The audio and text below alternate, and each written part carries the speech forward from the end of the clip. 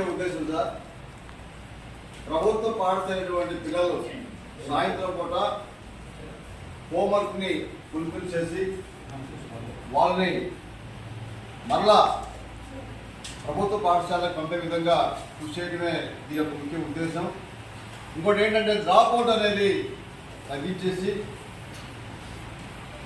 అంబేద్కర్ చెప్తా ఉంటారు ఆయన ద ఎడ్యుకేషన్ లిబరేషన్, విద్యా విముక్తి కోసం అని చెప్పేసి చెప్పినటువంటి విధానం. ఎందుకంటే లక్ష్మి కొందరిది, సరస్వతి అందరిది. అంటే డబ్బు కొంతమంది ఉన్నప్పుడు కూడా తెలివితేటలు ఎవరబ్బా సొత్తు కాదన్నది ఉదాహరణ అంబేద్కర్ గారే.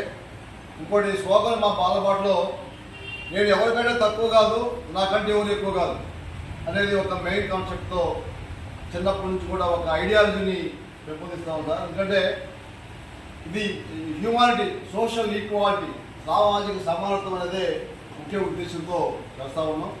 అలాగే యూత్ అంటే యువకులు, అంటే 18 ఏళ్ళ ఉన్నటువంటి పిల్లలు మొత్తం కూడా నుంచి ఈ దేశమైనటువంటి సంపద, భారత సంపద అటువంటి వాళ్ళు ఒక నడవలసిందో అన్నటువంటి నేర్పించి, ఎడ్యుకేషన్ జీవితంలో మరి చాలా ఇంపార్టెంట్ కాబట్టి ఎన్ని కష్టాలున్నా నష్టాలున్నా చదువుకోవడానికి చాలా విషయం. అది ఆ చదువులు ఈరోజు ఎస్సీ ఎస్టీ బీసీ మైనార్టీలో మరి ఇప్పటికీ రాజ్యాంగం భారతదేశం సొంతం వచ్చి 70 సంవత్సరాలు దాటినప్పుడు కూడా అనుకున్న స్థాయిలో ఇంకా దాన్ని అభివృద్ధి జరగలేదు. కాబట్టి దాని ప్రభుత్వంతో పాటు మా వంతు చిరు సహకారంతో కార్డ్ సంస్థ అనేది మేము ఏరియాలో పనిచేస్తూ ఉన్నాం.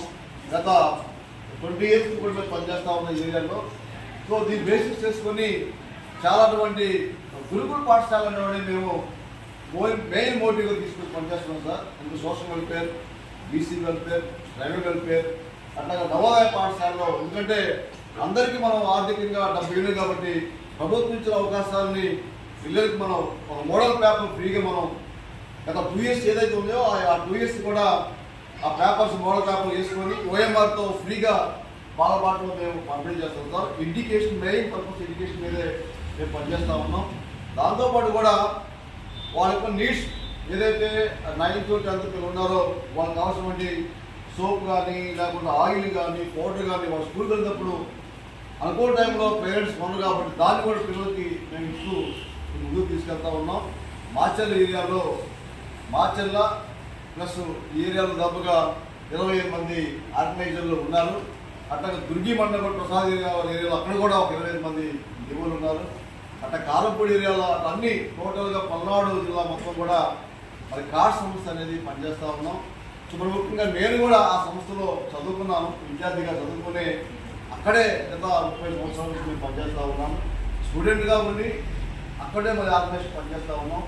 ఇది ఒక 47 సంవత్సరాల నుంచి కూడా క్రితమే ఈ సంస్థని స్థాపించారు. ఎందుకంటే మనిషి యొక్క దశలు అనేవి 3, 4 బాల్యము, యవ్వనం, వృద్ధాప్యం, పౌర్ణాలు.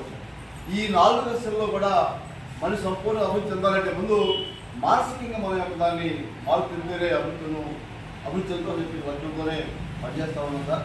సో ముందుగా ఈ కార్యక్రమం మరి ముఖ్యంగా కమిషనర్ గారికి థ్యాంక్స్ చెప్తూ ప్రసాద్ గారిని, టీవీఎస్ ప్రసాద్ గారిని, జన సంక్షేమ రాష్ట్ర అధ్యక్షుడు ప్రసాద్ గారిని కోరుతా ఉన్నాం.